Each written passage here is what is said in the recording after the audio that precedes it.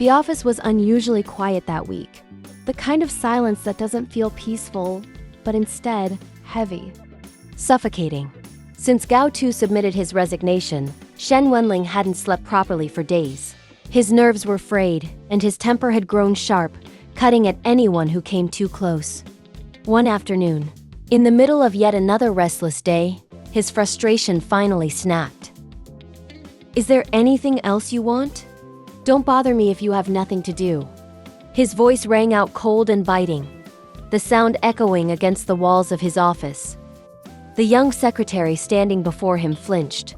Her hands trembled as she tried to remain composed, offering him the cup of tea she had carefully prepared. Shen Wenlang took a sip and instantly spat it out with a look of disgust. "Is this foot-washing water?" His voice dripped with contempt. The secretary paled. "No, Mr. Shen, this is Shuling Xiang's Phoenix Dangkong. I only drink boiled white tea." Shen Wenlang interrupted, his brows furrowing. "Is this your first day at work?" The poor secretary's eyes burned red as she bowed in shame. She had only been on the job for 3 days, and already she felt as though she were drowning under the weight of his expectations. Inside, she cried silently, "Woo, woo, woo." "Secretary Gao, come back quickly." But Gao Tu was gone. When Gao Tu handed over his resignation, Shen Wenlang had reacted as he always did, with cold cruelty. "Hand over your work within a month and then you can leave. Gao Tu, no one will be separated from the earth. If you can turn, go." His words were sharp, decisive, merciless. Because when it came to separation, Shen Wenlang was better than anyone else at adapting. He had mastered the art of letting go. Or at least, that's what he always told himself. After all, wasn't he abandoned the day he was born? His own mother, an omega who used her pheromones to seduce an alpha for survival, had left him without a backward glance. Abandonment had been Shen Wenlang's first lesson in life, and he never forgot it. To him, separation was normal, common, a reality he had accepted since childhood. Happiness, on the other hand, belonged only in fairy tales. That's why he always claimed he hated omegas. He hated their scheming, he hated their dependency on alphas, and he hated himself most of all for feeling sadness and anxiety, simply because one beta named Gao Tu had decided to leave. In his mind, it was supposed to be simple. As long as he pushed Gao Tu out of his office, out of his sight, then he would naturally be out of his mind as well. But life rarely works that way. The new secretary, clumsy, scatterbrained, utterly incapable of handling even the smallest tasks, only served to remind Shen Wenlang of what he had lost. Every mistake, every failure only deepened his frustration. Because compared to the incompetence of others, Secretary Gao had always been perfect. He knew exactly when to speak and when to remain silent. He knew how to soothe his boss's temper before it exploded. He had been there, always there, like a steady presence that never wavered. And when Shen Wenlang gave the order for him to leave the CEO's office, Gao Tu obeyed without complaint. Within an hour, he had neatly packed away his few personal belongings and moved to the secretary's office downstairs. No fuss, no hesitation, just quiet obedience. Shen Wenlang stood by the window, staring at his retreating back. And in that moment, his chest burned with something he didn't want to name, because he knew. No matter how much he tried to delay the work handover, no matter how much he tried to keep him close, in the end, Gao Tu would still leave. He had already made up his mind. In the past, Shen Wenlang would often laugh at the comparison. Gao Tu, the loyal secretary who followed him everywhere, was like a tail attached to his body.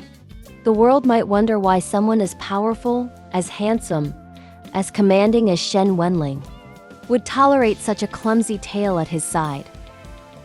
But secretly, he found that clumsiness endearing. The loyalty, the quiet presence, the way Gao Tu never once abandoned him. That was what made Shen Wenlang, who had grown up knowing only betrayal, feel safe for the first time in his life. And perhaps that was why he had assumed, foolishly, arrogantly, that Gao Tu would never leave, that he would follow him forever, that he would never stand before his desk with a resignation letter in hand. But reality doesn't bend to assumptions, it breaks them. The day Gao Tu submitted his resignation, Shen Wenlang's world tilted.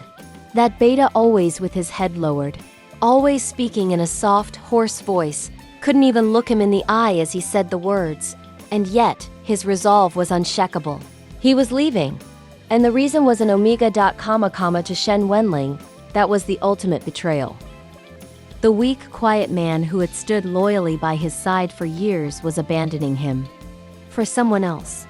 For a pregnant omega. In that instant, Shen Wenlang's pride shattered. His self-esteem, sky-high and unyielding, crumbled beneath the weight of something he had never expected to feel. Pain. Unprecedented, unbearable pain. As Gao Tu stood before him, frail but determined, Shen Wenlang's mind went blank. The man who had never once allowed himself to be vulnerable, who had sworn to never care for anyone, suddenly found himself unable to breathe. A dull ache gripped his chest, sharp and suffocating, as though someone had cut away a part of him he didn't even know he needed. It wasn't just resignation. It wasn't just betrayal. It was loss. The kind of loss that left scars deeper than abandonment ever could. Because this time, it wasn't about being unwanted. It was about being left behind by someone he desperately wanted to stay. Shen Wenlang had thought himself invincible. He had thought separation was something he could master. But watching Gao Tu walk away, he realized the truth. The pain of losing him was like having his own tail ripped away. That loyal presence, that quiet shadow, that steady figure who had once followed him everywhere. Gone! And the emptiness it left behind was unbearable. Shen Wenlang hated omegas. He hated their manipulation. He hated their dependency. But most of all, in that moment, he hated himself. For needing someone. For caring.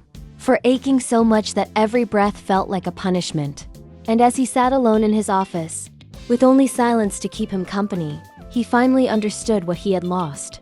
Not just a secretary, not just a beta, but the one person who had made him feel like he wasn't destined to be abandoned forever. The story of Shen Wenlang and Gao Tu isn't just about resignation, betrayal, or even love. It's about pride colliding with vulnerability. It's about the heartbreak of realizing that someone you took for granted can walk away, and the pain that lingers when they do. Because sometimes the people who mean the most to us are the ones we never thought we'd lose. And when they finally leave, the silence they leave behind is louder than any words ever spoken. If this scene broke your heart as much as it did mine, don't forget to like this video and subscribe for more dramatic ABO love stories.